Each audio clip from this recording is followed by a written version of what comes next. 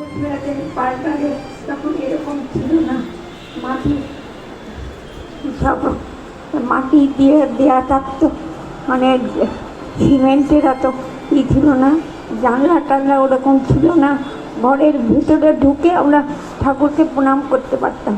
আমরা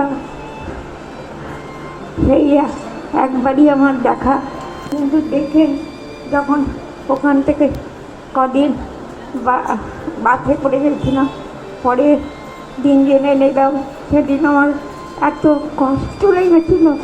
কালি আমি সবাইকে বলেছিলাম যে কই আমরা বাপের বাড়িতে গেলেও তো যখন যাই তখন এত কষ্ট হয় না, কিন্তু আমি ঠাকুরকে তখন কিন্তু খুব বুঝিনি, কিছুই কিন্তু বুঝতাম না, কিন্তু ওটা অনুভব করেছিলাম, হয়তো ভেতরে ভালোবাসা ছিল।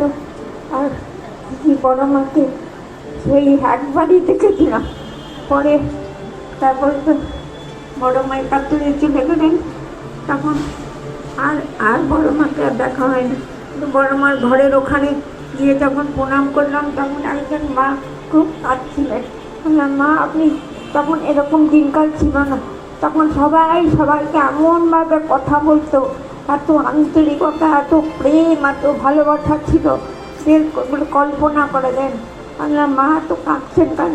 বলে, বড় মার আশীর্বাদে আমার পুত্র সন্তান হয়েছে, কিন্তু সেটা আমি বড় মাকে দেখাতে পারলাম না।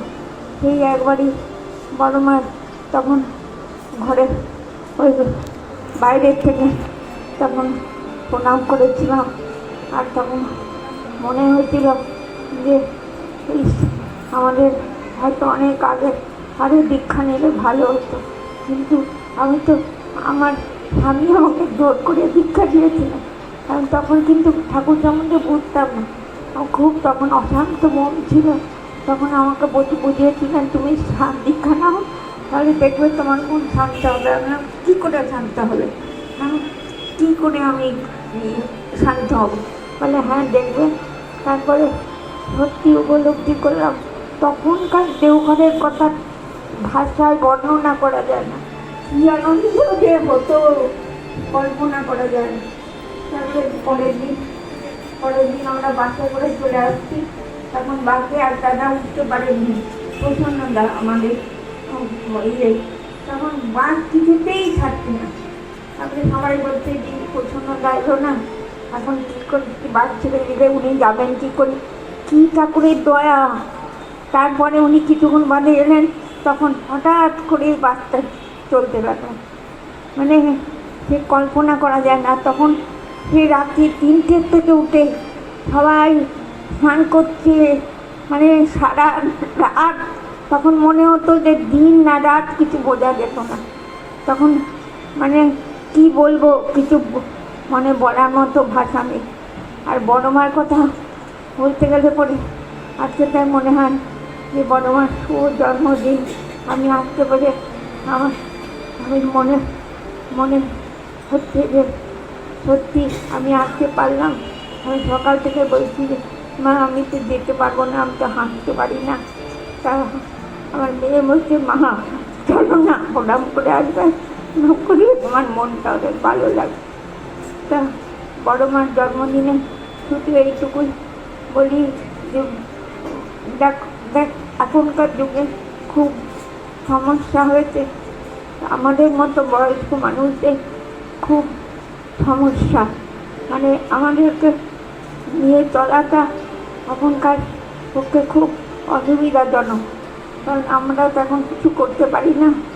আর সেই জন্য আর প্রত্যেক বাড়িতেই এখন খুব ছোট পরিবার, বড় পরিবার নেই বলে, কিন্তু ঠাকুর কিন্তু চেয়েছিলেন যে সকলে একসঙ্গে থাকুক। আমরা দেওঘরে কেন যাই, দেওঘরে কেন বছর একবার করে যাই, গেলে মনে হয় ওখান থেকে ইলেকট্রিক চার্জ হয়ে যায়, তখন মনে হয় কি যে উঠে বাবা আবার যাবো দেওঘরে, আবার কবে যাবো। আমার ছেলেমেয়েরা তখন, আমার মেয়ে তখন 2.5 বছর বয়স, তখন ওকে নিয়ে গিয়ে ওইরকম বটার ওই জায়গাটায় গদি পাতা থাকতো, ওখানে শুয়ে দিতাম, ও টুকরে শুয়ে থাকতো, আর আমি তো ঘুমাতো, এইভাবে আমাদের কেটেছিল। তাই আজকে এবং তোমাদের মাঝে আসতে পেরে খুব ভালো লাগছে। আবার আবার কোনো দিন যদি আবার সুযোগ হয় আবার আসবো। তোমাদের সবাইকে আমার অকৃত্রিম ভালোবাসা, শ্রদ্ধা, জয়গুরুরা সব যেন। আমি ভালো মতো দেখতে পাই না এখন, আমি কিছু দেখতে পাচ্ছি না। আমি তোমাদের থেকে চোখে দেখতে পাচ্ছি তা দেখতে পাচ্ছি না। আমার একটা চোখ নষ্ট হয়ে গেছে, আর একটা চোখ অপারেশনের রেটিনার জন্য। এটা ছোট জিনিস, একদম দেখতে পাই না। সেই জন্য তোমাদেরকে আমরা অসংখ্য ভালোবাসা। আর তোমরা ঠাকুরকে নিয়ে চলো, ঠাকুরকে একটু করলে পরে অনেক কিছু পাওয়া যায়। হ্যাঁ, কষ্ট করতে হয়, কষ্ট করে অনেক সময় খুব ফ্রাস্ট্রেশন আসে, ভেতরে একটা আসে যে, কিন্তু ওর মধ্যে একটা আনন্দ থাকে। এইটুকুই বলে আজকে তোমাদের কাছে আসতে পারে আমার খুব ভালো লাগলো। জয়গুরু রাম বৃন্দাবন ভালোবাসা মঙ্গল করি ঠাকুর তোমাদের সম্পর্ক।